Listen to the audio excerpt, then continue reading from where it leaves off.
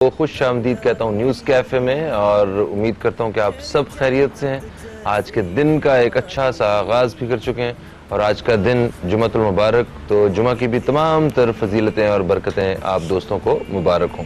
آج پروگرام کے پہلے حصے میں جب ہم کشمیر کے بارے میں بات کریں گے تو میں سب سے پہلے آپ کو بتانا چاہتا ہوں کہ ایک انتخابی مہم کے دوران بھارتی وزیر اعظم نریندر مودی انہوں نے کچھ بیانات دیے، ذرا وہ چیک کرتے ہیں۔ سب سے پہلے تو دفعہ 370 کے حوالے سے مودی نے یہ کہا کہ کیونکہ ان کی اپوزیشن جو ہے انڈیا کی، وہ بھی اس وقت 370 کے خلاف یہ جو خلاف جو ہے وہ بات کر رہی ہے، اور وہ ڈیمانڈ کر رہی ہے کہ کسی طرح بحال کر دیا جائے واپس دفعہ 370 کو، جس پہ مودی نے یہ کہا ہے کہ اپوزیشن پارٹیز کو وہ چیلنج کرتے ہیں کہ اگر کسی میں اتنی ہمت ہے تو اس کو واپس بحال کروا کے دکھائے، اور یہ بات کہی۔ اور اس کے بعد یہ کہا مودی نے کہ 4 مہینوں میں حالات معمول کے مطابق آ جائیں گے۔ مودی کو بہت فخر ہے کہ اس نے جو کام کیا ہے 70 سالوں سے کوئی نہیں کر سکا، اور نریندر مودی نے وہ سب کچھ بہتر کر دیا، یہ اسے لگتا ہے، جبکہ عوام کی ایک بڑی تعداد اور اپوزیشن پارٹیز وہ بالکل مودی کے اسی طرح اس ایکشن کے خلاف ہیں جس طرح کشمیری اور دوسری انسانیت کا درد رکھنے والے باقی لوگ جو ہیں وہ اس حوالے سے مودی کے اس ایکشن سے خلاف ہیں۔ ابھی ایک اور بیان حال ہی میں سامنے آیا جس پہ مودی نے یہ کہا کہ ہم پاکستان کی طرف جانے والا پانی روک دیں گے اور وہ ہریانہ کے عوام کو دیا جائے گا۔ تو اس کے جواب میں پاکستان کی طرف سے یہ کہا گیا ہے کہ کسی بھی بھارتی جارحیت کا جواب پاکستان بھرپور طریقے سے دے گا، اور ہمارے پاس بھرپور صلاحیت موجود ہے۔ یہ ہے تازہ ترین خبریں جناب کشمیر کے حوالے سے، اس بارے میں بات کریں گے۔ میرے ساتھ مہمانوں میں جو مہمان شخصیات ہیں پہلے میں ان کو تعارف کروانا چاہوں گا۔ تجزیہ کار اور رائٹر جناب سید عبید شاہ ہمارے ساتھ، آپ کو خوش آمدید کہتے ہیں۔ السلام علیکم۔ وعلیکم السلام۔ کیسے ہیں آپ؟ ٹھیک ٹھاک؟ الحمدللہ فہیم بھائی، شکریہ۔ گڈ۔ اور میرے ساتھ جو دوسری مہمان شخصیت ہیں یہ ہیومن رائٹس ایکٹیوسٹ ہیں محترمہ دعا زبیر صاحب، آپ کو خوش آمدید کہتے ہیں۔ السلام علیکم۔ بہت شکریہ۔ وعلیکم السلام۔ کیسی ہیں آپ؟ الحمدللہ بہت اچھا۔ اچھا جی، پانی کا مسئلہ کیا آپ سمجھتے ہیں کہ پانی جس چیز کی ہمیں ضرورت ہے وہ دشمن کے راستے سے ہو کے آتا ہے، اور ہمارے ہاں پانی کے حوالے سے کوئی مناسب انتظامات آج تک ہو نہیں سکے۔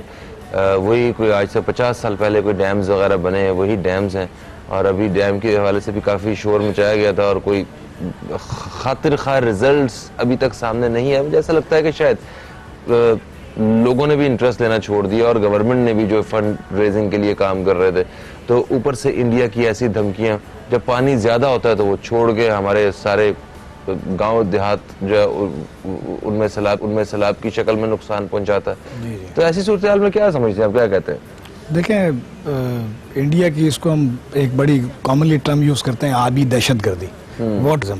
یہ پچھلے کوئی 7-8 سالوں سے بہت اگریسیولی ہو رہا ہے، ہم دیکھ ہی رہے ہیں۔ اور انڈیا نے جو کشمیر سے دریا بہہ کر آتے ہیں، جن میں سے کچھ دریاؤں پر پاکستان کا حق ہے اور کچھ دریاؤں پہ لیفٹ اور رائٹ کی ڈسٹریبیوشن ہے، اس پر اس نے کئی پاور پروجیکٹس بھی بنائے جو کہ رن آن دا ریور ہونے چاہیے تھے۔ اصولاً انڈیا کا دعویٰ تو یہی ہے کہ وہ رن آن دا ریور ہے، لیکن وہ پانی کو اسٹور بھی کرتے ہیں اور جب دل چاہتا ہے چھوڑ بھی دیتے ہیں۔ جب وہ تو یہ پاکستان نے شاید کہہ سکتے ہیں کہ اپنے کیس کو پلیڈ کرنے میں کچھ شاید کمزوری دکھائی ہو، شکوہ شکایت تو اپنی جگہ موجود ہے، لیکن میں آرٹیکل 370 کے حوالے سے 2-3 باتیں کرنا چاہوں گا۔ جی کریے۔ ایک تو آپ نے کہا کہ 4 مہینے میں مودی نے کہا ہے کہ حالات بہتر ہو جائیں گے۔ یہ بات جب اسکریپ کیا گیا 370 تو اس وقت بھی کہی گئی تھی، پاکستان سے کہی گئی تھی۔ جو ماہرین تھے وہ سمجھتے تھے کہ یہ کرفیو سال بھر چلے گا، کشمیر میں کرفیو جلدی لفٹ ہونے والا نہیں ہے، اور سال بھر میں حالات ایسے ہو جائیں گے کہ ایک انسانی المیہ جنم لے گا، بہت ساری لاشیں ہوں گی، بہت ساری جو ہے وہ لوگوں کی ہمت ٹوٹ گئی ہوگی، کشمیریوں کی، وہ بالکل سرنڈر کر چکے ہوں گے، اور پاسبلی کہ وہ اپنی پراپرٹیز اونے پونے بیچ کے کشمیر سے جانے کو تیار ہو جائے، اور پھر ایک میسف مائگریشن ہو۔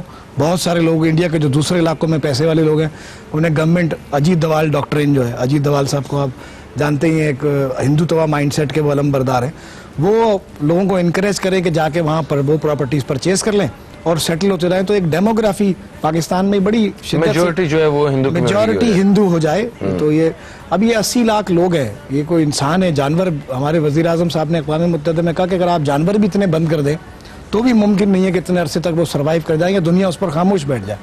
ہمیں حیرت ہے کہ انسان اتنی برے حال کے دوچار ہیں اور دنیا کو اس پر کوئی احساس نہیں ہوتا. میں ایک بات بتانا چاہتا ہوں جو ہمارے یہاں لوگ نارملی نہیں کرتے اور تاریخ کا پارٹ ہے, وہ یہ کہ اکثر اوقات انڈیا اس معاہدے کے پیچھے چھپتا ہے جو مہاراجہ ہری سنگھ نے پنڈت جواہر لال نہرو سے کیا. حالانکہ یہ بات بہت کم لوگ جانتے ہیں کہ قائد اعظم نے بطور گورنر جنرل مہاراجہ ہری سنگھ سے پہلا ایگریمنٹ کیا تھا, اسٹینڈ اسٹل ایگریمنٹ. کشمیر کے ساتھ پاکستان کا باقاعدہ معاہدہ موجود ہے جو انڈیا سے پہلے کا ہے. یہ بات نارملی نہ ہمارے یہاں کہی جاتی ہے, نہ ہم کرتے ہیں اور نہ ہی لوگ جانتے ہیں عام طور پر. گورنر جنرل قائد اعظم تھے, انہوں نے مہاراجہ ہری سنگھ کو ایک آفر کی کہ بھئی اگر آپ اپنا اسٹیٹس مینٹین رکھنا چاہیں, انڈیا یا پاکستان دونوں میں سے کہیں جانا نہ چاہیں, تو پاکستان اس کو ایڈمٹ کرے گا, ہم آپ کی اس پوزیشن کو مینٹین رہنے دیں گے جب تک آپ کے لوگ ڈیسائیڈ نہ کر لیں, جب تک آپ خود طے نہ کر لیں. اور اس پر مہاراجہ ہری سنگھ نے ایک اسٹینڈ اسٹل ایگریمنٹ کیا جو کہ برٹش پارلیمنٹ سے اپروو تھا, اس کا ڈرافٹ بھی اپروو تھا, گورنر جنرل آفس جو یہاں برطانیہ کا تھا اس سے اپروو تھا, اور اس معاہدے کے تحت اصولاً انڈیا کو مداخلت نہیں کرنی چاہیے تھی. اب آپ دیکھیے پنڈت جواہر لال نہرو کے انڈین پارلیمنٹ میں خطاب موجود ہے جس میں اس نے کہا ہے کہ جی جب کبھی کشمیر چاہیں گے ہم انڈیا کشمیر سے باہر نکل جائے گا, ہم زمین کے لیے نہیں آئے. اب آج مودی ڈاکٹرین جو ہے وہ بالکل اس کی وائلیشن میں 180 ڈگری پہ اس کے خلاف ہے. وہ کشمیر کو اپنا حصہ قرار دے چکے ہیں, وہ کشمیر کو اپنا یونین ٹیریٹری ڈکلیئر کر چکے ہیں, اور وہ ان تمام باتوں سے مقرر کر سکتے ہیں ان کا. دیکھیے میں یہ سمجھتی ہوں کہ انڈیا کے پاس سب سے پہلے صرف ایک ہی بات تھی اور وہ پانی کا ایک ایشو لے کر کے تھا, جس پہ آپ کو یاد ہوگا سنتاس معاہدہ بھی ہے ہمارا جس کی وہ اس کی بھی خلاف ورزی کرتے رہے ہیں. لیکن اب صورتحال تھوڑی سی چینج ہو گئی ہے. جب سے سی پیک بننا شروع ہوا ہے اب انڈیا کے پاس وہ ایک جو بہانہ تھا کہ وہ صرف پانی پہ پاکستان کو بلیک میل کیا کرتا تھا, وہ ساری کایا ہی پلٹ گئی ہے. اور اس وقت جو یہ اکنامیکل کوریڈور بننے کے لیے جا رہا ہے اور الحمدللہ جو کہ اپنے مراحل پر ہے اور اختتامی مراحل پر ہے, اس نے کافی زیادہ انڈیا کو ڈسٹرب کیا ہوا ہے. اب یہ جو 370 کے بارے میں لوگ یہ کہتے ہیں کہ جی شاید حکومت کے بدل جانے کی وجہ سے اور نالائق حکومت کی وجہ سے, اور اس طرح کے الزامات لگاتے ہیں کہ 370 کو انڈیا نے ختم کر دیا. اس کی لیکن ریزن یہ ہے کہ سی پیک کی وجہ سے آنے والے وقتوں میں جس طرح سے آپ نے دیکھا جب گوادر ڈیولپ ہونا شروع ہوا اور ان کا چار بہا انہوں نے اپنا پورٹ بنایا تھا, اس کی بھی اہمیت ختم ہونا شروع ہو گئی. تو خطے میں جو جغرافیائی طور پر پاکستان کی جو ایک اہمیت بننے جا رہی ہے اور جس طریقے سے آنے والے وقتوں میں دنیا کے لیے یہ انتہائی اہم روٹ پاکستان دینے کے لیے جا رہا ہے, جس سے ان کی نہ صرف اب آپ دیکھیے نا جتنے بھی اسلامی ممالک ہیں UN میں کیا ہوا کہ انہوں نے سپورٹ نہیں کر سکے, جس میں سعودی ممالک ہمارے شامل ہیں. اس کی ریزن یہ تھی کہ ان کی مارکیٹس ہیں وہاں پر, ان کے اکنامیکل افیئرز اتنے اسٹرانگ ہیں کہ انہوں نے پاکستان کو سپورٹ نہیں کیا. گو کہ وہ ہمارے بہت درینہ اور بڑے ایک مذہبی طور پہ بھی آپ ان کو دیکھا جائے سب نے یہ کہا کہ جی, اور اگر انسانی بنیادوں پر دیکھا جائے کہ انہوں نے ہمارا ساتھ دینا تھا. لیکن یہ ہے کہ آنے والے وقتوں میں یہ جو فیورٹ انڈیا اور جو ان کی مارکیٹ کے حوالے سے یا دنیا میں انہوں نے ایک مقام اپنا بنا رکھا ہے بہت جلد ختم ہونے والا ہے.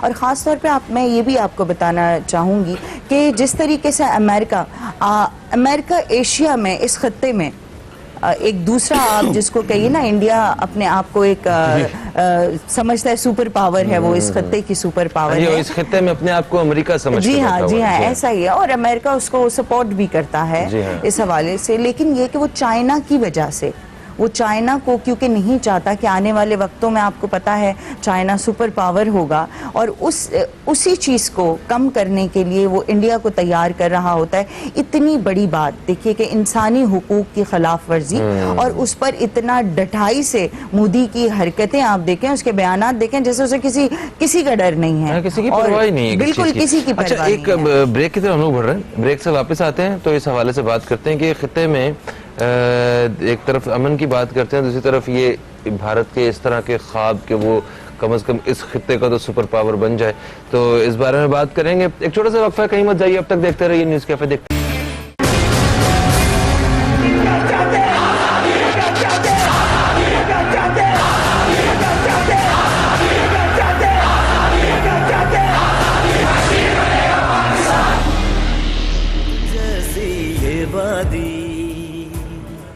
Welcome back. آپ دیکھ رہے ہیں نیوز کیفے. میں ہوں فہیم عباس اور پروگرام کے اس حصے میں ہم کشمیر کے حوالے سے بات کر رہے ہیں اور میرے ساتھ اسٹوڈیو میں موجود ہیں سید عبید شاہ جو کہ ایک رائٹر ہیں اور تجزیہ کار ہیں, اور میرے ساتھ دوسری مہمان شخصیت دعا زبیر صاحبہ ہیں جو کہ ہیومن رائٹس ایکٹیوسٹ ہیں, سوشل ایکٹیوسٹ ہیں.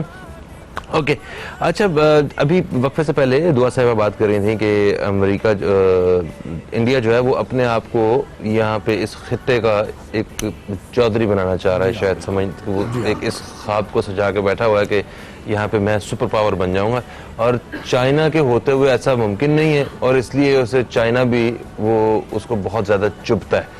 تو یہ اس کے خواب کے بارے میں آپ کیا سمجھتے ہیں کہ جو وہ حرکتیں کر رہا ہے پوری دنیا سے مختلف ممالک کی مخالفت مول لے کے, وہ ایسا اپنے آپ کو مضبوط بنانے میں کامیاب ہو جائے گا یا اس کا خواب پورا ہو جائے گا؟ دیکھیں, خود چین میں ایک بڑی خوبصورت کہاوت ہے جو دوسروں کے لیے بھی بڑی رہنما ہو سکتی ہے. وہ چین کہتا ہے کہ you can't change your neighbours, آپ اپنے ہمسائے نہیں بدل سکتے. ہاں, انٹل انلیس آپ کرائے کے گھر میں رہتے تو ہو. آپ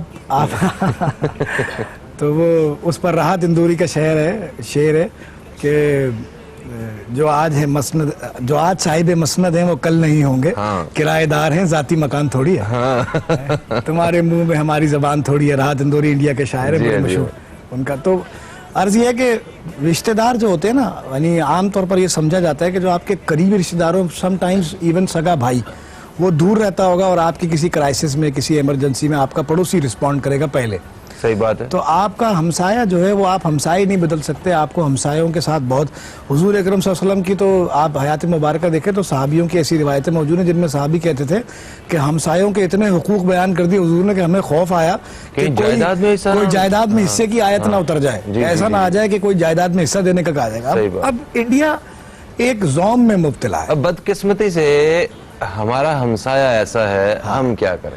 یہ ہم نے ڈیم پروجیکٹس کو پچھلے چیف جسٹس صاحب نے بڑا فوکس کیا تھا, مگر بڑا افسوس ہے کہ وہ رہ ہی گیا.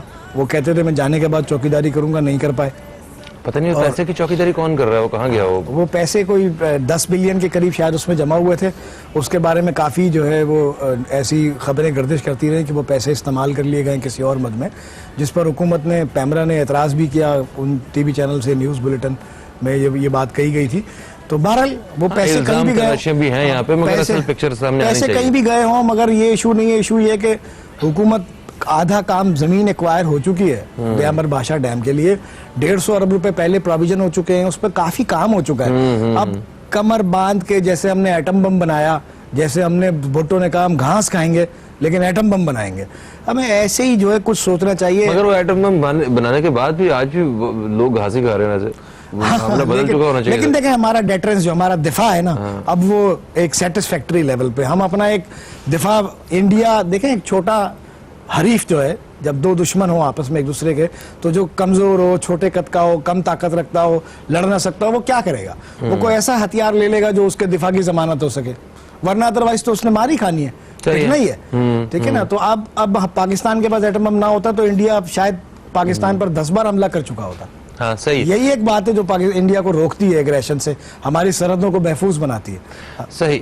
اچھا دعا صاحب, جیسے یہ بتا رہے ہیں کہ انڈیا کو ایگریشن سے یہ باتیں کچھ روکتی ہیں, اور ایٹم بم کی وجہ سے وہ آج اپنی اس ٹیریٹری سے ایک قدم بھی باہر پاکستان کی طرف نکالنے کا سوچتا نہیں ہے, کہ اسے پتہ ہے کہ ایسی ملینز کے حساب سے مثالیں کھڑی ہو جائیں گی, جس طرح یہ ابھی نندن والی ہوئی ہیں, اور یہ سارا کچھ کلیئر ہے, جس طرح ہم نے ان کے ہدف جو ہیں وہ ٹارگٹ کر لیے تھے ہم نے سارے. اس کو ان دھمکیوں سے کون روک سکتا ہے؟ ایک ایسا کردار جسے پتہ ہے کرنا کرانا کچھ نہیں, بس ایسے ہی کھڑا ہے کہ میں نے مارو. تو اب بتائیں.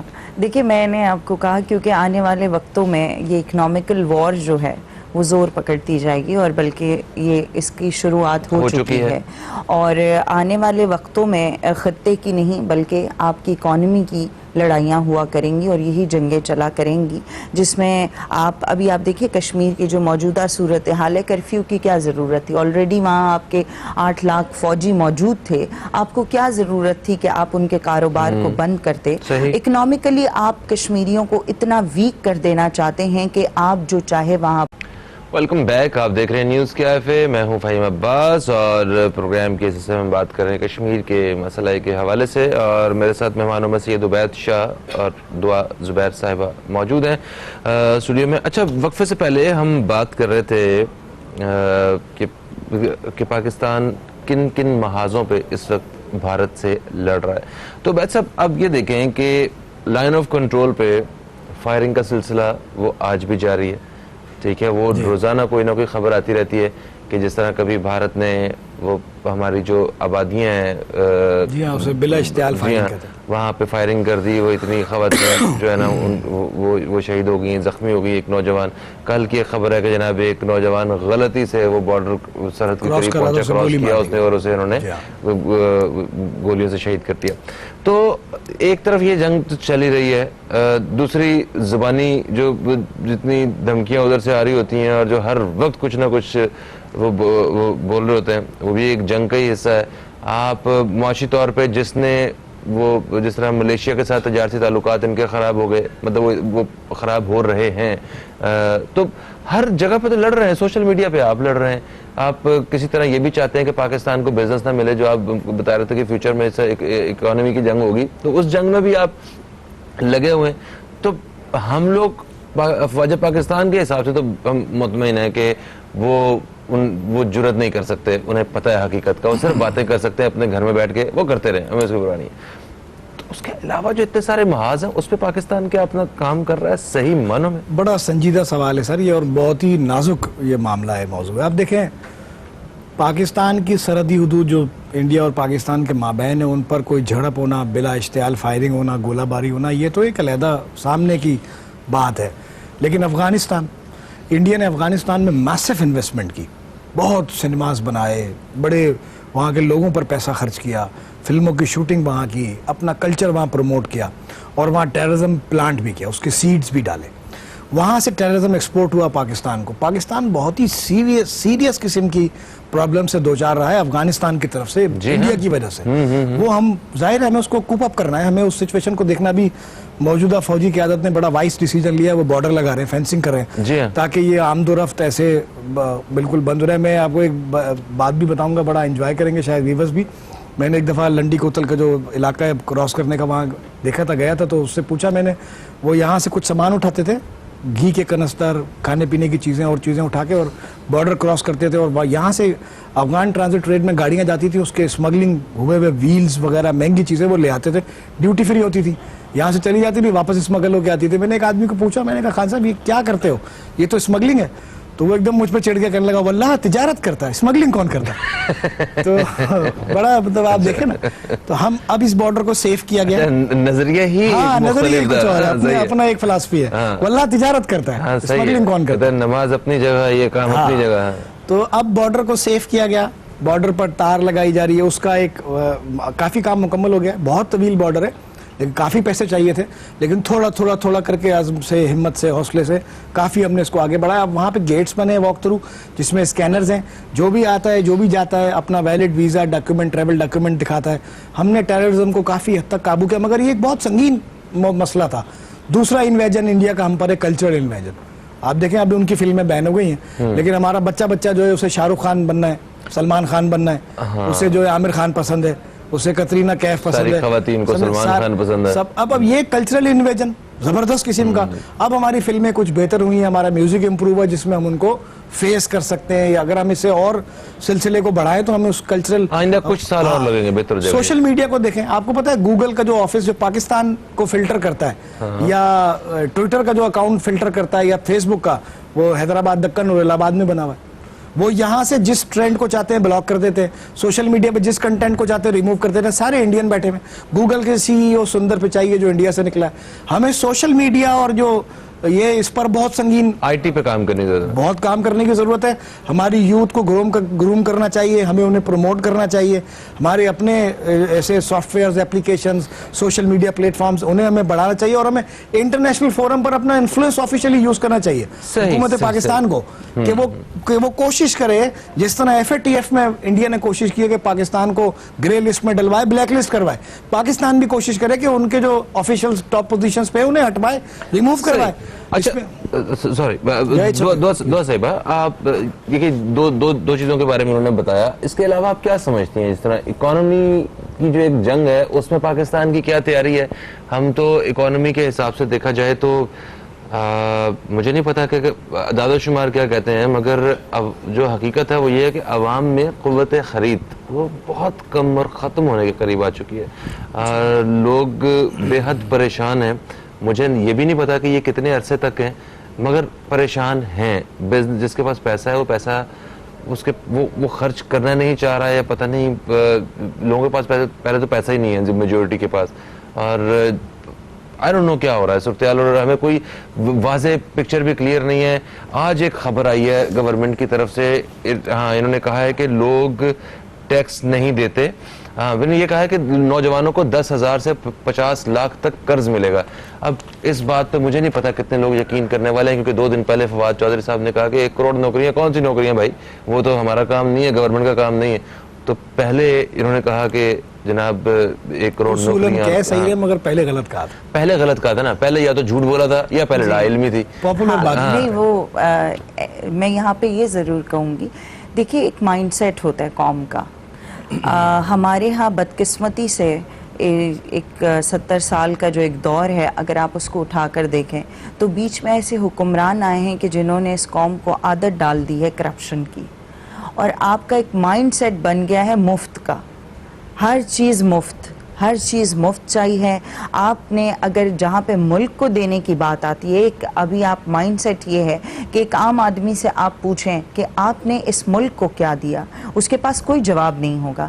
ایک عام آدمی کو چھوڑیے، ایک بزنس مین سے ہم پوچھتے ہیں کہ یہ جو تمام لوگ ہیں جنہوں نے اس ملک سے اپنی انڈسٹریز بنائیں، اربوں خربوں روپے کمائے، آج دنیا میں چلے جائیے، آپ لنڈن چلے جائیں، آپ کو وہاں پاکستانی ویل سیٹلڈ وہ تو صحیح ہے، ان کو اندر کیا ہوا ہے، جیلوں میں کیا ہوا ہے، ان کا کام ہو رہا ہے، کیسز چل رہے ہیں. میں ایک عام آدمی کی بات کر رہی ہوں، میں تو حکمرانوں کی بات ہی نہیں کر رہی ہوں. آپ ان کو دیکھیے کہ جو یہاں سے کھایا کمایا، آپ نے جا کر دوسرے ملکوں میں آپ جا کر ان کی ہیونز کو دیکھیں گے، آپ ان کے گھروں کو دیکھیں گے، آپ حیران ہو جائیں گے. لیکن جب ٹیکس نیٹ کی بات آتی ہے کہ آپ اپنے آپ کو یہاں پہ رجسٹرڈ کروائیں اور حکومت کو ٹیکس ادا کریں، اور اس ٹیکس سے کیا ہوگا، آپ کا ملک ہی اچھا ہوگا.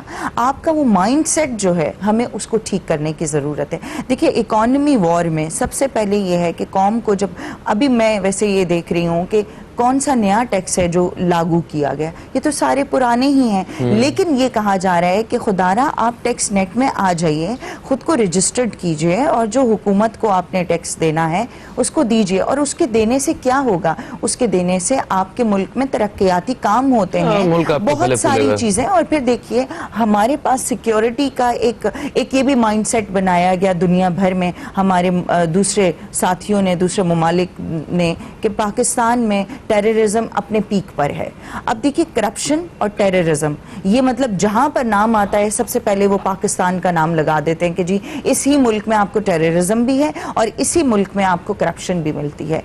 آپ کو ان دونوں پہ کام کرنے کی ہمیں ضرورت ہے. غلط بیانی کرنا جو ہے یہ کرپشن کے زمرے میں نہیں آتا؟ بالکل ہے نا. آپ دیکھیے، آپ ذہن سازی کرنا، آپ نے لوگوں کو اور ذہن خراب کرنا، کہ آپ نے مطلب میں وہی بات کر رہا ہوں کہ پہلے آپ ایک چیز کہہ کے لوگوں کے ساتھ آپ بات کر کے آپ لوگوں کے جذبات سے کھیلتے ہوئے آپ نے امید دلائی انہیں کہ آپ خوشحال ہو جائیں گے، آپ کے ساتھ یہ ہو جائے گا. وہ ایک پاپولر سلوگن تھا، کہنا نہیں چاہیے تھا ان کو، اصولاً غلط بات پہلے تھی، اب صحیح ہے. تو اب صحیح ہے، مگر دیکھیں ہیں تو یہی لوگ نا، تو ہمیں ابھی یہ تو وقت بتائے گا کہ اب صحیح ہیں یا پہلے صحیح تھے.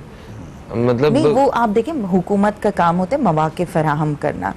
فواد چودھری صاحب نے جو بات میں بھی بات کی، دیکھیں یہ فواد چودھری صاحب کو ایسا موقع بھی فراہم کیا ہوا اگر صحیح بات نہیں کر پا رہے تو. میں دیکھیں ٹیکنیکل جو چیزیں ہوتی ہیں، اور پھر جو الیکشن سلوگن کی جیسے انہوں نے بات کی، لیکن میں یہ کہوں گی کہ اس وقت ملک کے اندر سیکیورٹی الحمدللہ کہ آج آپ دیکھیں کہ وہ شہزادہ شہزادی اس ملک میں الحمدللہ گھوم رہے ہیں، اور یہ تصویر ایک بڑی پازیٹیو تصویر پاکستان کی جا رہی ہے. دنیا کو پتہ چل چل رہا ہے کہ جب وہ اتنے جن کو تھریٹس ہو سکتے ہیں، وہ ٹیررسٹ جس لسٹ میں پاکستان کا نام ہے، وہ یہاں اتنے مزے سے گھوم رہے ہیں، تو اس کا مطلب یہ بات صرف اور صرف باتوں تک کے ہے.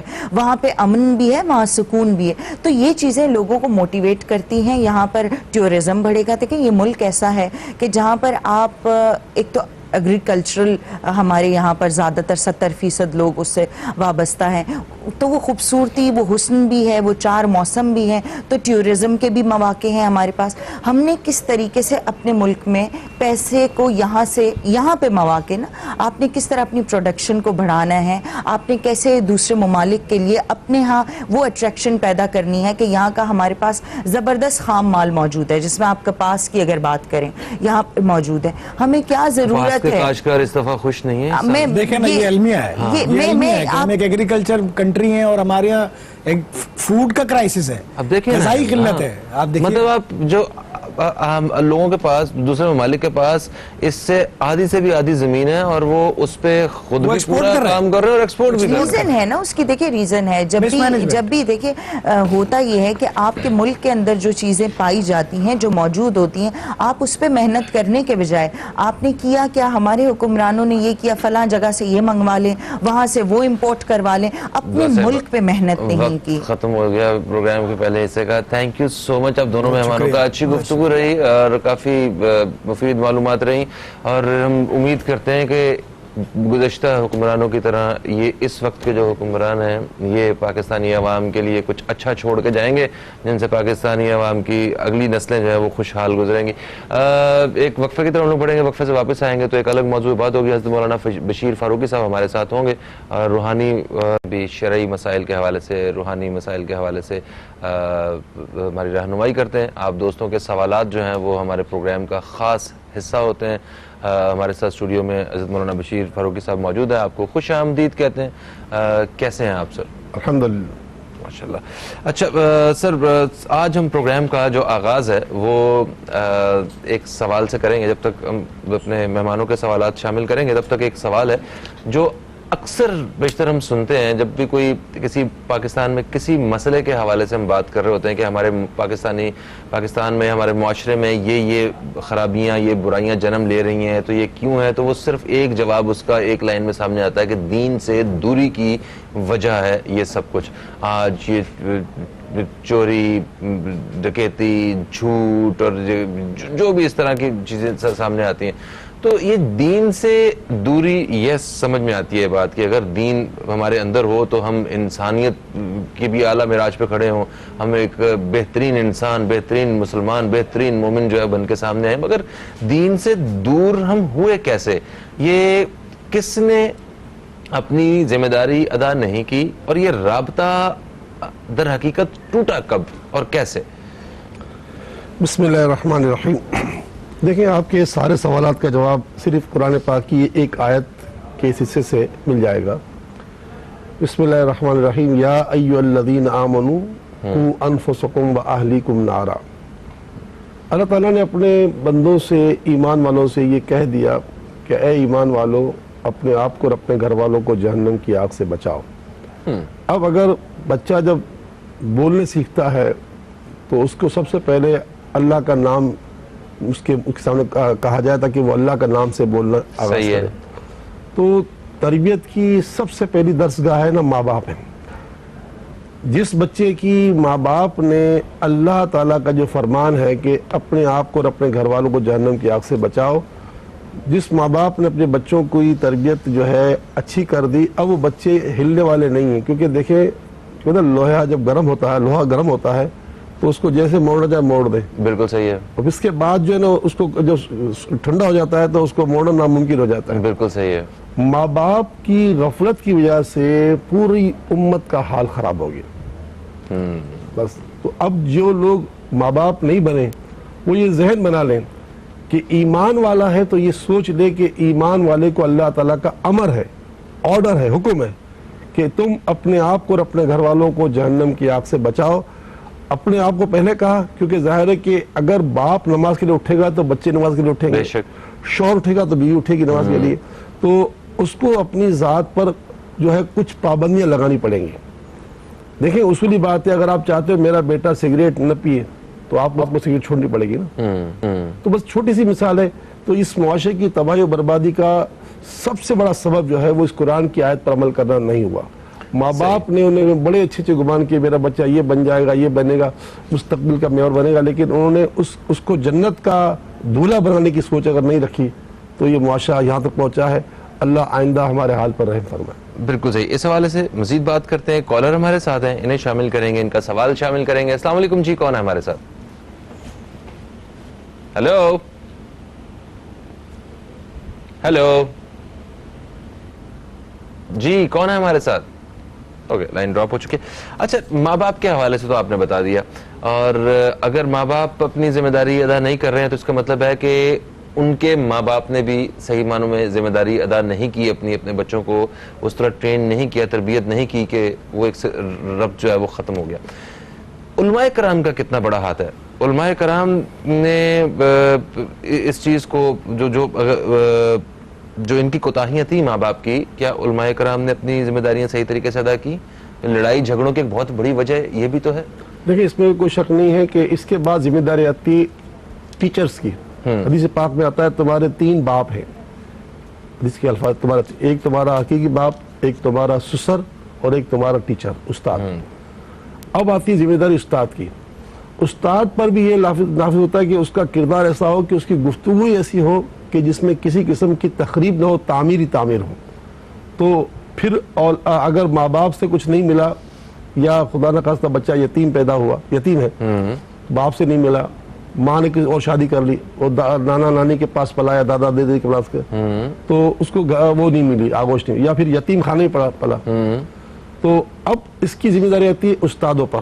استاد کو جو ہے مطلب کہ باپ کا ہے باپ. اچھا، تب آتی ہے ذمہ داری استاد؟ نہیں، ویسے بھی آتی ہے مطلب. لیکن تو اب جیسے معاشرے کو دیکھیں، ایک گھر سے اگر بندہ نہیں بنا نا تو پھر اس کو جو ابھی اسکول بن سکتا ہے. صحیح ہے، ہاں صحیح ہے. اسکول اور مدرسے بن سکتا ہے. جی، تربیت ہو سکتا ہے. علماء کی ذمہ داری تو بہت کڑی ہے. امام غزالی فرماتے ہیں علماء مرنے کے بعد قبر میں عرصے دراز تک عذاب کا شکار ہوں گے.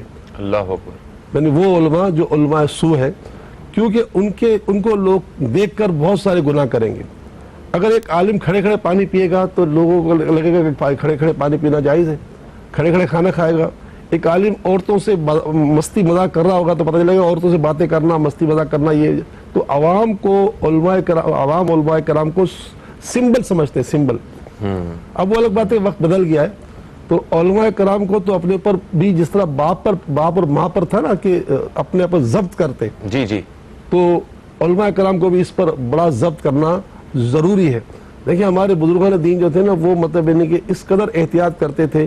جیسے میں نے پچھلے دنوں آپ کو عرض کی کہ حضرت امام احمد بن حنبل رضی اللہ تعالی عنہ کا بیٹا جو تھا جسٹس تھا.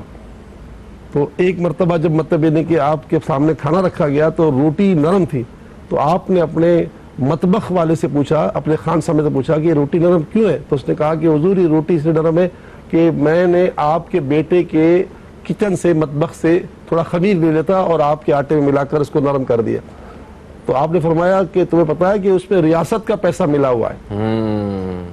تو اب خبردار یہ روٹی میں نہیں کھاؤں گا. اور اچھا سنو، اس روٹی کو جب تم کسی فقیر کو دو گے تو وہ بھی اس کو کہہ کے دینا کہ اس میں ریاست کا پیسہ ملا ہوا ہے. یعنی ریاست میں ٹیکس کا پیسہ ہوتا ہے، رعایا کا پیسہ ہوتا ہے، اور اس میں ٹیکس لیتے وقت کسی کے ساتھ نرمی، کسی کے ساتھ سختی دونوں ہو جاتی. تو کہا کہ اب بتا کے دینا. پھر کیا ہوا کہ چند دنوں بعد آپ نے پھر کو یاد آیا تو پوچھا کہ حضور وہ اپنے خان سے کہا روٹی کا کیا ہوا؟ کہا روٹی تو حضرت وہ مجھ سے جو ہے مطلب یعنی کہ کوئی آیا ہی نہیں سائل، نہ میں اس کو دیتا نہ بولتا. ہوا یہ کہ میں نے اٹھا کے دریا دجلہ میں ڈال دی. تو کہا تو نے دریا دجلہ ڈال دی؟ ہاں. کہا اب سن لے، آئندہ میں کبھی دریا دجلہ کی مچھلی نہیں کھاؤں گا.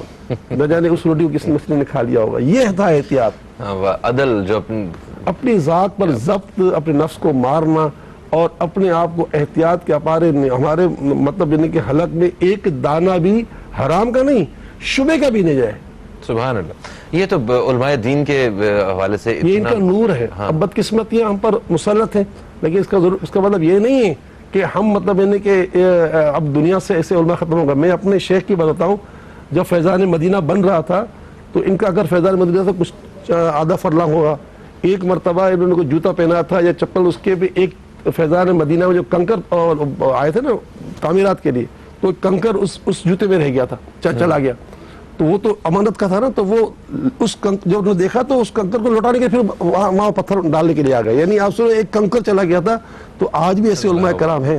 میرے شیخ طریقہ امیر اہل سنت کا جو ہے یہی حال ہے، بڑے محتاط، ایسے محتاط میں نے اپنی زندگی میں کسی کو نہیں دیکھا اس وقت کے زمانے. ہاں ماضی میں سر ایک کالر ہمارے ساتھ ہے، شامل کرتے ہیں. السلام علیکم جی، کون ہے ہمارے ساتھ؟ السلام علیکم. وعلیکم السلام، کون ہے ہمارے ساتھ؟ میں عائشہ بات کر رہی ہوں پنڈی سے. عائشہ بات کر رہی ہیں پنڈی سے، کیا پوچھنا چاہتی ہیں عائشہ؟ میں یہ پوچھنا چاہتی ہوں، میں 1 سال سے محنت کر رہی ہوں، میں نے میڈیکل یونیورسٹی میں ایڈمیشن لینا ہے، ٹیسٹ دیا ہے میں نے، اس کا ابھی لسٹ نہیں لگی، تو ایڈمیشن باقی یونیورسٹی تو کلوز ہو گئے، تو میں مولانا صاحب سے کہتی ہوں کہ وہ میرا استخارہ کر دیں، کیونکہ میں 1 سال سے محنت کر رہی ہوں، میں نے بہت اچھے مارکس لے لیے، لیکن اس کی لسٹ نہیں لگی، تو میرے لیے اگر ٹھیک ہے ٹھیک ہے، پروگرام دیکھیے، ہم وقفے سے واپس آئیں گے نا تو پھر آپ کو بتاتے ہیں کہ کیا آپ کو حل کرنا چاہیے اس کا. بہت شکریہ آپ کا. اچھا ایک اور معاملہ ہے، جیسے آج ہم ٹیکس کی بات کرتے ہیں پاکستان بھر میں، ہم ہر شخص کو ہر شہری کو یہ ذمہ داری کا احساس دلایا گیا ہے کہ آپ ایک ریاست میں رہتے ہیں، آپ کو یہ ساری سہولتیں ملی ہوئی ہیں، آپ کو ٹیکس ادا کرنا ہے. اب جو بھی اس کی انکم ہے اس پہ وہ ٹیکس دے رہا ہے. اب تھوڑا سا شرعی نظام دیکھتے ہیں کہ آپ کی جو بھی انکم ہے، جو بھی آپ کے پاس ہے، آپ نے اس پہ زکوٰۃ بھی دینی.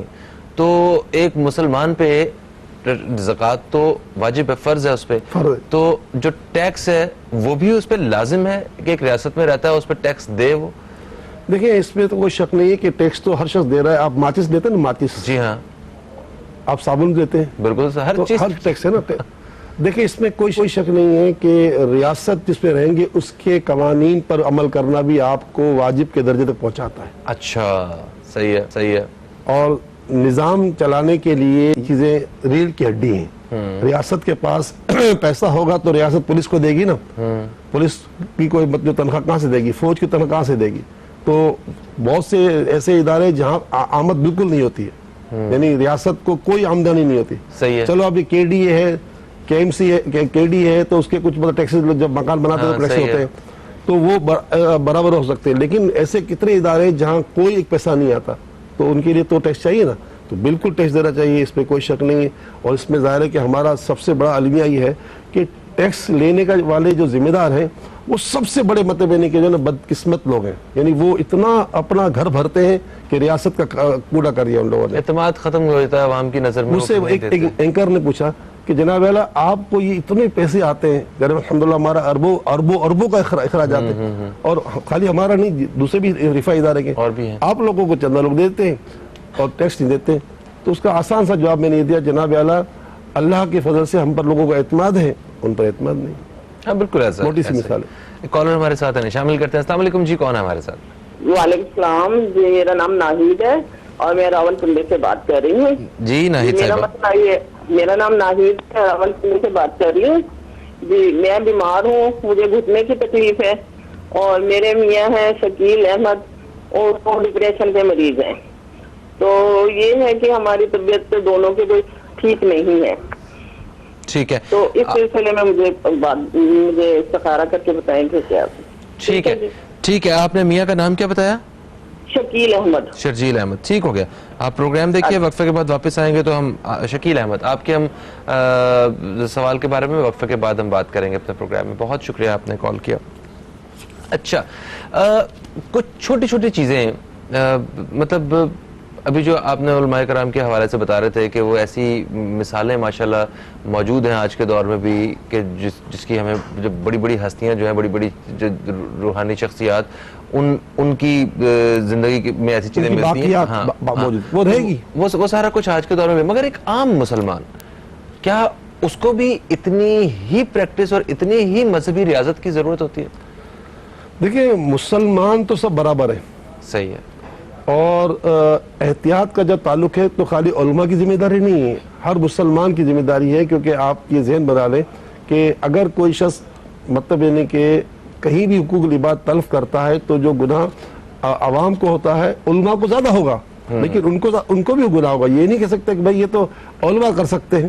یعنی اگر ہم کہیں جا رہے ہیں اور بجرا پڑا ہوا ہے اور اس کے بجرے کو لاتے مارتے ضائع کرتے جا رہے ہیں, تو وہ تو علماء تھے, انہوں نے احتیاط کر کے ایک دانے پہ پہنچا دیا. ہمیں کچھ ذمہ داریاں ہماری بھی ہیں. سر ایک وقفے کا وقت آ چکا ہے, وقفے سے واپس آتے ہیں تو اپنے دوستوں کے سوالات کے جواب دیں گے, اور اس کے ساتھ پروگرام میں جیسا کہ آپ جانتے ہیں کہ ہمارے ساتھ اسٹوڈیو میں اس وقت موجود ہیں حضرت مولانا بشیر احمد فاروقی صاحب, جو کہ چیئرمین ہیں سیلانی انٹرنیشنل ویلفیئر ٹرسٹ کے. پروگرام کا یہ جو حصہ ہے یہ خصوصی طور پہ استخارہ کے حوالے سے اور آپ دوستوں کے سوالات کی روحانی اور شرعی جو رہنمائی ہے اس کے حوالے سے ہے. وقفے سے پہلے کچھ سوالات ہمیں موصول ہوئے, کچھ انٹرنیٹ سے سوالات ہم نے لیے جو آئے ہوئے تھے, اور وقفے کے دوران ہمیں کچھ کالز موصول ہوئی ہیں, تو ہم نے ان سوالوں کے جواب جو ہیں وہ آپ دوستوں کی خدمت میں پیش کرتے ہیں. ایک چیز اور حضرت یہ بتا دیں کہ اس سے ملتے جلتے جن دوستوں کے جو سوالات ہیں جو ہمارے ناظرین ہیں, ان میں سے اگر کسی کے سوالات اس سے ملتے جلتے ہیں تو جو آپ ان کو ریکمینڈ کریں گے وظیفہ اور جو کچھ, تو وہ بھی اس کو فالو کر سکتے ہیں. بالکل اسی نیت کے ساتھ دیا جاتا وظیفہ, اسی نیت کو دیا جائے, لاکھوں لوگ سن لیں. بالکل صحیح ہوگا. اچھا جی, سامیہ صاحبہ اسلام آباد سے جن کا تعلق ہے, یہ انہوں نے کہا کہ یہ ایم ایس کر رہی ہیں, ان کی والدہ کا فون آیا تھا, یہ ایم ایس کر رہی ہیں اور یہ رشتے کے لیے چاہتی ہیں کہ کوئی اچھا سا رشتہ جو ہے ان کے لیے آ جائے, تو انہوں نے کہا کہ آپ دیکھیے استخارہ کریے. دیکھیں ان کا استخارے کا جواب تو یہی کہ کوئی بھی رکاوٹ نہیں, انشاءاللہ تعالیٰ سب اچھا ہو جائے گا. آج جمعے کا دن ہے اور ہر جمعے کے دن عصر سے مغرب کا جو وقت ہوتا ہے اس کی بڑی اہمیت ہوتی ہے. اس کی وجہ یہ ہے کہ اللہ تعالیٰ کے نبی حضرت آدم علیہ السلام کو اللہ تعالیٰ نے جمعے کے دن عصر سے مغرب کے درمیان پیدا فرمایا, تو اس لیے وہ گھڑی اتنی مقبول ہوتی ہے کہ اس پہ دعا رد نہیں ہوتی نا. صحیح. تو پیاری بہن, ایک تو روزانہ کا وظیفہ تو یہ ہے کہ آپ یا کریم ہو یا اللہ, یا کریم ہو یا اللہ 111 مرتبہ پڑھیں, اور بیٹی کو کہیں وہ ہر نماز کے بعد پڑھتی رہیں. ہر نماز کے بعد اللہ کی رحمت سے بڑا اس کا فائدہ پہنچے گا. دوسرا ہے کہ آج عصر سے مغرب جو ہے وہ عصر کی نماز پڑھنے کے بعد یا اللہ ہو یا رحمان ہو یا رحیم کا ورد کرنا شروع کر رہے ہیں. پڑھتے رہے. جب غروب آفتاب وقت قریب آئے تو پھر اللہ کی بارگاہ میں آنسو سے دعائیں کریں. انشاءاللہ یہ پورے عالم کے لیے انشاءاللہ سب کے مسئلے حل ہو جائیں گے انشاءاللہ. اس کے بعد فون آیا عائشہ صاحبہ کا, انہوں نے کہا کہ میں 1 سال سے محنت کر رہی ہوں میڈیکل میں, میڈیکل کی اسٹوڈنٹ ہیں اور یہ میڈیکل یونیورسٹی میں ایڈمیشن لینا چاہتی ہیں, تو کیا ان کا ایڈمیشن ہو جائے گا؟ اللہ نے چاہا تو بالکل ہو جائے گا, کیونکہ ظاہر ہے کہ اللہ سے جیسا گمان کرو گے ویسا پاؤ گے, کوئی رکاوٹ نہیں ہے. ٹھیک ہے. یا مجیب ہو, اللہ تعالیٰ دعائیں قبول کرنے والا ہے. 55 مرتبہ ہر نماز کے بعد یا مجیب ہو یا مجیب ہو یا مجیب یہ پڑھ کے دعا مانگے تو گمان سے بڑھ کر کامیابی حاصل ہوگی انشاءاللہ. بالکل صحیح. ان کے بعد ہمیں کال آئی ناہید صاحبہ کی راولپنڈی سے, انہوں نے کہا کہ وہ بیمار ہیں, انہیں گھٹنے کی تکلیف ہے, اور ان کے میاں جو جن کا نام شکیل ہے وہ بلڈ پریشر کے مریض ہیں, تو دونوں بیمار ہیں میاں بیوی. تو کیا وجہ ہے, کوئی معاملہ کوئی خراب تو نہیں ہے؟ نہیں, کوئی بھی معاملہ خراب نہیں ہے, بلکہ 3 کالیں لگاتار اسلام آباد پنڈی سے ہیں. تو ان تینوں سے میں یہ کہوں گا کہ وہ ہمارے ہاں پنڈی میں ہمارا جو دفتر ہے وہ ہے مطلب سیٹلائٹ ٹاؤن میں چاندنی چوک پر. صحیح. اور اگر آپ اسلام آباد میں ہے تو گیگا مال جو ورلڈ ٹریڈ سینٹر ہے, گیگا مال, وہاں پر جو ہے وہاں چلے جائیں تو وہاں سے انشاءاللہ جو ہمارے تعویذات وغیرہ مل جائیں گے. ہماری وہاں پر جو ہے آؤٹ لیٹ ہے.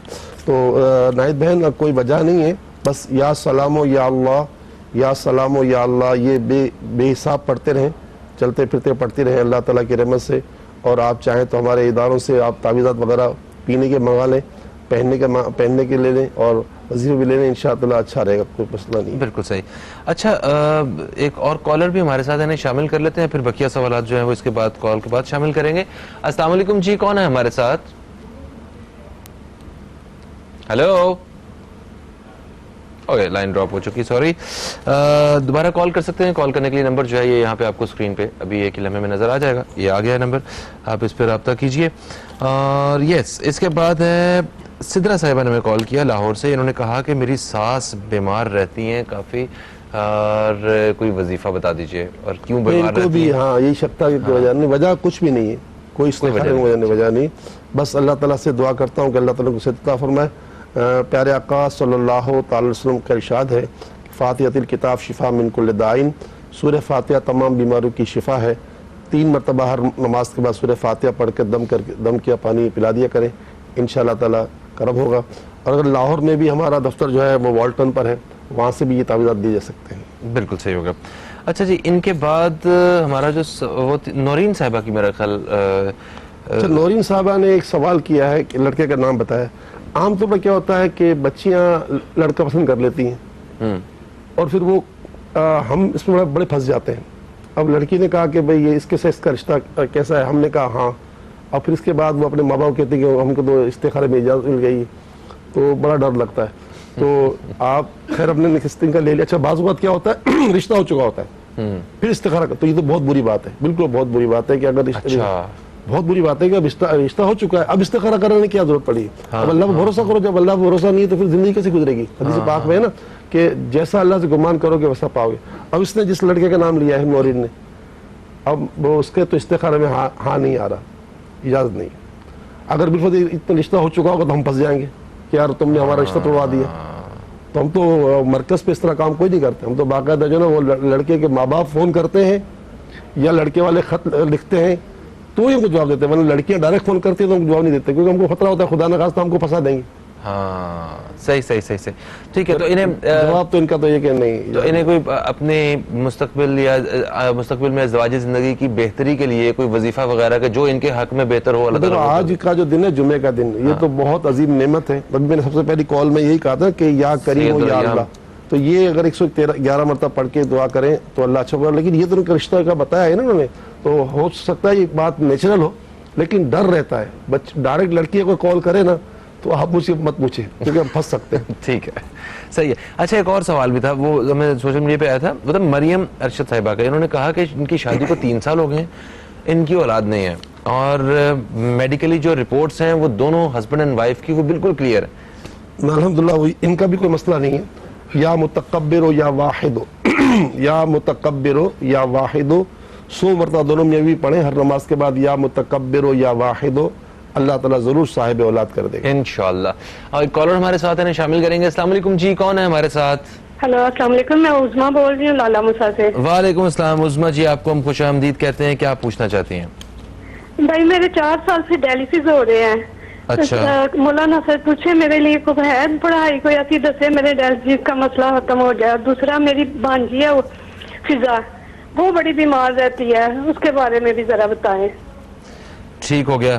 اور بھانجی کا نام فضا ہے, وہ بھی بیمار ہے. ٹھیک ہے, ہم آپ پروگرام دیکھیے, ہم آپ کو بتاتے ہیں وقفے کے بعد. ٹھیک ہے, بہت شکریہ. اچھا, ہم ایک سوال یہ کر رہے تھے علماء کرام کے حوالے سے اور اولیاء کرام کے حوالے سے. آپ نے بتایا کہ وہ تو اس قدر محتاط رہتے ہیں کہ وہ مطلب کہ وہ کسی کی کوئی چیز شبہ میں بھی وہ استعمال نہ ہو جائے, وہ اس قدر رہتے ہیں. پھر ان کی جو روٹین ہے, جو زندگی ہے, اس میں وہ فرض نمازوں کے علاوہ جو جتنی دوسری نمازیں ہیں وہ نمازیں پڑھنا, راتوں کو جاگنا, نوافل ادا کرنا, خدا کے سامنے رونا گڑ گڑانا, اور دنیا سے بالکل رابطہ ہی ان کا کم ہوتا ہے. تو سارے ہی مسلمان اولیاء کرام اولیاء نہیں ہو سکتے, نہ وہ اس کی کوشش کرتے ہیں. کچھ صرف فرائض ادا کر رہے ہوتے ہیں, کچھ صرف جو ہے وہ چیزوں کو بڑا بیلنس لے کے پورا رکھ کے چل رہے ہوتے ہیں. تو ان کے لیے کیا آپ کی دیکھیں, یہ اگر ہو جائے جیسا آپ فرما رہے ہیں کہ بیلنس لے کے چلتے ہیں تو پوری دنیا کے مسلمان کی عزت بڑھ سکتی ہے. دیکھیں, ہم پر اللہ تعالیٰ نے جو فرائض رکھے ہیں ان کی تکمیل ہم پر لازمی ہے. بالکل صحیح ہے. اب ہم جو روزی کماتے ہیں یہ روزی کمانا بھی تو عبادت ہے. اگر ہم نے اس کو جھوٹ سے, وعدہ خلافی سے, دھوکے سے, جھوٹی قسموں سے پاک کیا تو ہمارے لیے اتنا بھی بہت کچھ ہے کہ ہم اللہ تعالیٰ کے فرائض کی تکمیل کریں, اس کے پیارے حبیب صلی اللہ علیہ وسلم کی اتباع میں لگے رہیں. کیونکہ اللہ تعالیٰ نے قرآن پاک میں ایک نسخہ واضح فرما دیا, وَمَن يُطِعِ اللَّهَ وَرَسُولَهُ, جو اللہ اس کے رسول کی اتباع کرتا ہے, فقط فَازَ فَوْزًا عَظِيمًا, تحقیق ساری عزتیں اس کو دے دی جائیں گی. تو آج اگر مسلمان صرف اتنا کر لے کہ اللہ اس کے رسول کی اتباع کرنا شروع کر دے تو پوری دنیا میں عزت مسلمانوں کو ہوگی. آج بدقسمتی اس سے دور ہو گئے, ہم مسلمان کم بننا چاہتے ہیں, گورے زیادہ بننا چاہتے ہیں, نتیجتاً ہماری ہاتھوں سے عزت چلی گئی ہے. تو بس یہ کہ جو اولیاء اللہ تھے, اولیاء اللہ ہیں, قیامت تک آتے رہیں گے, ان کے وجود کی وجہ سے دنیا میں زلزلے نہیں آتے, طوفان نہیں آتے, دنیا میں بارشیں ہوتی ہیں تاکہ رزق چلتا رہے. تو یہ ان کی دعا سے چلتا رہتا ہے, اس لیے ان کی ڈیوٹی بہت بڑھ کر ہوتی ہے. وہ آپ اور ہم جیسے لوگوں کے لیے نہیں ہے, لیکن اگر ہم اور آپ بھی اللہ کے ولی تو بن سکتے ہیں نا, ناممکن تو نہیں.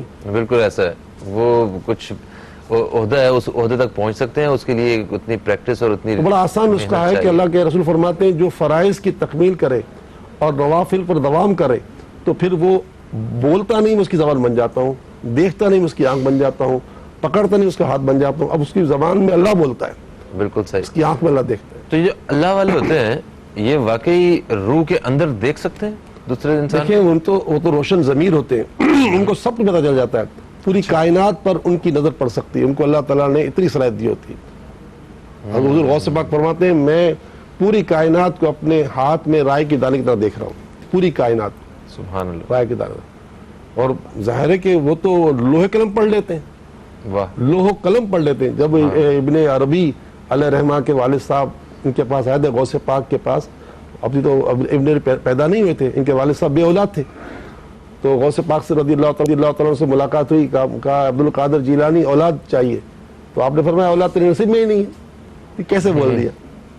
تو مجھے تو اولاد چاہیے, مجھے پتا ہے کہ میرے نہیں ہے, لیکن آپ مخدہ مقامی ہی ہیں. مخدہ مقامی اس کو کہتے ہیں کہ تقدیر کا وہ حصہ کہ جو صرف جو ہے نا اللہ تعالیٰ اپنے نبیوں اور ولیوں تک اس کی رسائی کرتا ہے کہ وہ جان لیتے ہیں, ورنہ آپ کو نہیں جان سکتا. تو آپ تو مخدہ مقامی ہیں, پھر آپ نے وہ کیا اور وہ اولاد ہو گئی. سبحان اللہ, سبحان اللہ. ایک وقفے کی طرف بڑھ رہے ہیں جی, ہم لوگ وقفے سے واپس آتے ہیں تو آپ دوستوں کے سوالات جو ہیں ان کے. السلام علیکم جی, کون ہے ہمارے ساتھ؟ السلام علیکم. وعلیکم السلام, کون ہے ہمارے ساتھ؟ میں محمد پرویز بات کر رہا ہوں. محمد پرویز بات کر رہے ہیں, کہاں سے کال کیا آپ نے؟ میں سویڈن روٹی سے. ٹھیک ہے, تو کیا مولانا صاحب سے میری گزارش ہے کہ 13 سال ہو گئے, میرا کاروبار جو ہے نا صحیح نہیں ہے. ٹھیک ہے, اس سے پہلے میرا کاروبار بہت اچھا چل رہا تھا, گاڑیوں کا بزنس تھا میرا. جو جمع پونجی تھی وہ سب ایسی ختم ہو گئی. تو مولانا صاحب سے گزارش ہے کہ کوئی وظیفہ بتائیں گے میں وہ کر سکوں, اور ویسے بھی کر رہا ہوں میں. اچھا, ویسے بھی آپ وظیفہ کر رہے ہیں؟ یا بات سے دو یا رحیموں میں پڑھتا رہتا ہوں میں. ٹھیک ہے, اور استغفر اللہ بھی پڑھتا رہتا ہوں الحمدللہ نماز کے بعد 300-400 دفعہ. مولانا صاحب کو کہیں کہ اس کے لیے وہ مجھے کوئی اور وظیفہ بتائیں. بالکل صحیح ہے, آپ کو ہم وظیفہ بتا دیتے ہیں. بہت شکریہ آپ نے کال کیا. آپ پروگرام دیکھتے رہیے, انشاءاللہ تعالی باقی سوالوں کے ساتھ آپ کا بھی جواب دے دیا جائے گا. اچھا جی, عظما صاحبہ نے ہمیں لالا موسیٰ سے کال کی تھی. انہوں نے کہا کہ 4 سال سے وہ ڈائلسس پہ ہیں اور ان کی بھتیجی بھانجی فضا, ان کی بھی 1 سال سے طبیعت خراب ہے. تو استخارہ میں ان کے حوالے سے کیا اشارہ ملا ہے, ذرا یہ بتا دیجیے. اللہ تعالیٰ خاص رحمت فرما دے ان پر. اللہ الصمد, سورہ اخلاص میں نا قل هو اللہ احد, اس کی دوسری آیت ہے اللہ الصمد. یہ 134 مرتبہ یہ پڑھ لیا کرے, اللہ الصمد اللہ الصمد اللہ الصمد, کہ اللہ تعالیٰ ایسا بے نیاز کر دے گا ان کو انشاءاللہ تعالیٰ کہ جو ہے نا یہ ڈائلسس سے آزاد ہو جائیں گے انشاءاللہ. 134 مرتبہ پڑھ کر پانی پہ دم کر کے پانی پی لیا کرے, اور ہو سکے تو سیلانی ویلفیئر بادر آباد کراچی کے پتے پہ خط لکھیں تو میں انشاءاللہ ان کو اور بھی کچھ بھجوا دوں گا. باقی خیریت ہے, کوئی بات. بالکل صحیح. اور فضا ان کی جو بھتیجی ہے بھانجی, ان کے ساتھ بھی کوئی مسئلہ نہیں ہے, کوئی مسئلہ نہیں ہے. وہ چھوٹی سی بچی, تو ان کو کچھ ان کو پڑھ کے ان کے حوالے سے کچھ سورہ فاتحہ پڑھ کے دم کر, سورہ فاتحہ پڑھ کے دم کیا جائے. اچھا, صوبیہ صاحبہ نے ہمیں اسلام آباد سے کال کیا. انہوں نے کہا کہ ان کا ایک رشتہ آیا ہے جن کا نام ہے آصف اور ان کی والدہ کا نام ہے نسرین, اور ہم نے ان سے یہ کنفرم کیا ہے کہ کیا آپ کے پیرنٹس جو ہیں وہ ان کو رشتہ پسند ہے. تو انہوں نے کہا کہ یس, ہم نے بات نہیں کی ہے, اس لیے پوچھنا چاہ رہے ہیں کہ کیا ہونا چاہیے. تو ان کا کیا اشارہ ملا ہے ہمیں؟ جی اشارے میں اجازت آ رہی ہے. اجازت آ رہی ہے, ٹھیک ہو گیا, بالکل صحیح ہے. اس کے بعد ہمیں کال آئی جبار صاحب کی فیصل آباد سے. انہوں نے کہا کہ ان کی اہلیہ کی ٹانگوں میں اور مہروں میں درد رہتا ہے اور انہوں نے کافی علاج کروایا ہے, کوئی اس کا حل نہیں ہو رہا ہے. تو پلیز بتائیں کیا ہے, کوئی وظیفہ وغیرہ بتائیے. ایک تو میں اصلاح کروں گا کہ جس نے نام اللہ تعالیٰ کے جبار اللہ کا نام ہے نا, تو اس کو ڈائریکٹ جبار نہیں کہنا چاہیے, عبد الجبار. عبد الجبار, ٹھیک ہے. بعض تو نام ایسے اللہ تعالیٰ کے جو جن کو عبدال کے بغیر بولنا حرام ہے. عبد القدیر کہنا لازمی ہے, عبد الصمد کہنا لازمی ہے. اگر ہم نہیں کہیں گے تو گناہ گار ہوں. تو تو اللہ تعالیٰ کے جتنے نام ہیں نا، ان ناموں کو جو رکھتا ہے تو یہ سوچ لے کہ اب اس کے بیٹے کا نام اگر اس نے رکھا عبدالاحد رکھا تو اب احد نہیں پکارے گا، عبدالاحد کہے گا، مطلب گناہ گار ہوگا. تو خیر یہ تو ایک اضافی ثواب تھا، شرعی مسئلہ تھا. کچھ نام ہیں ایسے جو عبدل کے بغیر بھی، کہ سارے ہی ناموں کے ساتھ عبدل ضروری ہے؟ بعض ایسے نام ہو سکتے ہیں جس میں جو سرکار کے لیے بولے جاتے ہیں، رسول پاک کے لیے بھی، وہ اس کی میں ڈیٹیل تو نہیں بتا سکتے اس موقع سے، لیکن بہرحال کہ اللہ تعالیٰ کا جو نام رکھے تو یہ سوچ لے کہ عبدل کے ساتھ بلائے گا، ورنہ مناسب نہیں ہے، اور بلکہ بعض جگہ تو حرام بھی ہے. ٹھیک ہے. ہاں تو جو نام رکھے جا چکے ہیں وہ صرف لکھا اور پکارا جائے تو بس. اگر رحیم رکھا تو عبدالرحیم بولا ہے، رحمان رکھا تو عبدالرحمان کا ہے، یہ لازمی ہے. صحیح ہے. عبداللہ ہے نا، اللہ کو اللہ کسی کو نہیں کہتا نا، نہیں کہ عبداللہ کہتے ہیں. تو عبدالجبار صاحب کوئی ایسی بات تو نہیں ہے. اور ہم ایک آئل دیتے ہیں، کیونکہ فیصل آباد سے کال کر رہے ہیں تو لال مل چوک پر ہمارا ہیڈ آفس ہے، 6-7 منزلہ عمارت ہے، بہت بڑی ماشاءاللہ سیلانی کا. تو وہاں ہی چلے جائیں تو وہاں سے ان کو آئل مل جائے گا انشاءاللہ تعالیٰ. تو وہ اس سے مالش کریں، اللہ نے چاہا تو بڑا فائدہ ہوگا. بقیہ یا غنی 70 مرتبہ پڑھ کر ہر نماز کے بعد دم کریں، یا اپنے گھر میں کوئی تیل پر دم کر کے اپنے اس مقام پر مطلب یعنی مالش کریں، اللہ نے چاہا تو یہ درد ختم ہو جائیں گے انشاءاللہ. اچھا، اس کو محمد پرویز صاحب کا فون آیا ہمیں ڈیرہ بگٹی سے. ان کا استخارہ تو نہیں ہم کر سکتے کیونکہ وہ پروگرام شروع ہو چکا تھا جب ان کا فون آیا. انہوں نے کہا کہ 13 سال سے ان کا کاروبار ٹھیک نہیں چل رہا ہے، گاڑیوں کا کاروبار تھا ان کا، اور یہ یا باسطو اور یا رحیم یہ پڑھ رہے ہیں اور استغفر اللہ کا بھی ورد کرتے رہتے ہیں نماز کے بعد. تو انہیں کیا کرنا چاہیے؟ وظیفہ بتائیے. یہ تو بہت ہی مؤثر ہے. یا باسطوں کے معنی اے رزق پھیلانے والے، رحیم کے معنی اے رحم کرنے والے. اور استغفار کے بارے میں تو اتنی بڑی بات ہے، قرآن پاک میں اللہ نے واضح کر دیا، جو مجھ سے سچی توبہ، استغفار کرنا توبہ کرنا، جی جی جی، سچی توبہ کرتا ہے تو میں اسے 4 انعام عطا فرماتا ہوں. اولاد دیتا ہوں، روزی دیتا ہوں، مددگار دیتا ہوں، اور اس کی زندگی کو خوشگوار بنا دیتا ہوں. تو سچی توبہ کرنے والے کے تو وارے نیارے. واہ. اچھا، باقی آپ نے کہا اور کچھ بتایا تو فجر کی نماز کے بعد یا حیو یا قیوم، یا حیو یا قیوم، یا حیو یا قیوم 5 تسبیحاں پڑھیں، ثواب کی نیت سے پڑھیں، سارا کام ثواب کی نیت سے کریں، انشاءاللہ راستے بن جائیں گے. دیکھیں یہ طے ہے، قرآن پاک میں اللہ نے واضح فرما دیا کہ ہم کسی کا رزق بڑھاتے ہیں، کبھی گھٹاتے ہیں. یہ ضروری نہیں ہے کہ ہمیشہ انسان کا ایک ہی حال رہے. یہ طے ہے کہ اگر کوئی چاہتا ہے کہ میرا حال ہمیشہ اچھا ہی رہے تو اس کے لیے آقا نے فرمایا ایمان کے بعد سب سے بڑی دعا عافیت کی دعا ہے کہ اللہ تو ہمیں ایمان اور عافیت کے ساتھ زندگی عطا فرما، اور ایمان و عافیت کے ساتھ موت عطا فرما. پروگرام کا وقت جو ہے وہ اپنے ختام کی طرف آ رہا ہے، اور کتنی منٹ باقی ہے؟ کتنی منٹ ہے؟ صرف 3 منٹ ہے. تو ہم دوستوں سے اجازت لیں گے اور آپ کی دعا کے ساتھ جو ہے وہ ہم پروگرام کو ختم کریں گے. دوستو، فہیم عباس کو، نیوز کیفے ٹیم کو دیں اجازت. یقیناً آپ کو ہمارا آج کا پروگرام پسند آیا ہوگا. اپنے فیڈ بیک کے لیے ہمارے فیس بک پیج کا وزٹ ضرور کیجیے گا، اور انشاءاللہ پیر کے روز آپ سے پھر ملاقات ہوگی. ابھی پروگرام جو ہے وہ مولانا بشیر احمد فاروقی صاحب کی دعا کے ساتھ جو ہے وہ ہم آپ سے اجازت چاہیں گے. خدا حافظ. پاکستان زندہ باد. بسم اللہ الرحمن الرحیم. الحمدللہ رب العالمین والصلاة والسلام علی سید الانبیاء والمرسلین. جزا اللہ عنا سیدنا مولانا محمد صلی اللہ تعالی علیہ وآلہ وسلم ما هو اہلہ. یا ارحم الراحمین، یا ارحم الراحمین، یا ارحم الراحمین. بطفیل رحمت للعالمین، بطفیل امت رحمت للعالمین صلی اللہ تعالی علیہ وآلہ وسلم. یا اللہ، جتنے لوگوں نے آج ہم سے رابطہ کیا، جس مسائل میں گھرے ہوئے، پریشانیوں میں، تکلیفوں میں، بیماریوں میں، اور جن نیک حاجتوں کی وجہ سے ہم سے رابطہ کیا، یا اللہ ان تمام کی جو بھی نیک حاجتیں وہ بھی پوری فرما، اور جن بیماریوں میں رابطہ کیا ہے ان کی بیماریاں دور فرما. ان کی ہماری پوری امت کی اے الہ العالمین پیارے آقا کے صدقے بخشش و مغفرت فرما. پوری امت کی مغفرت فرما، سب کے گناہوں کو بھی معاف فرما، سب کو سچی توبہ کی توفیق عطا فرما. ایمان اور عافیت سے بھری زندگی عطا فرما، اور ایمان اور عافیت سے بھری واپسی عطا فرما. عذاب قبر سے بچا، دوزخ کی آگ سے بچا. اپنے پیارے نبی صلی اللہ تعالی علیہ وسلم کی شفاعت عظمیٰ کی برکت سے جنت الفردوس میں ہمیں اعلیٰ مقام عطا فرما. جان کر انجانے میں پروردگار ہم سے جتنی خطائیں ہو گئی ہیں، ہم سب تیرے بندے، تیری بندیاں تیری بارگاہ میں اپنی خطاؤں سے معافی مانگتے ہیں اور توبہ کرتے ہیں. الہ العالمین ہمیں سچی توبہ کی توفیق عطا فرما.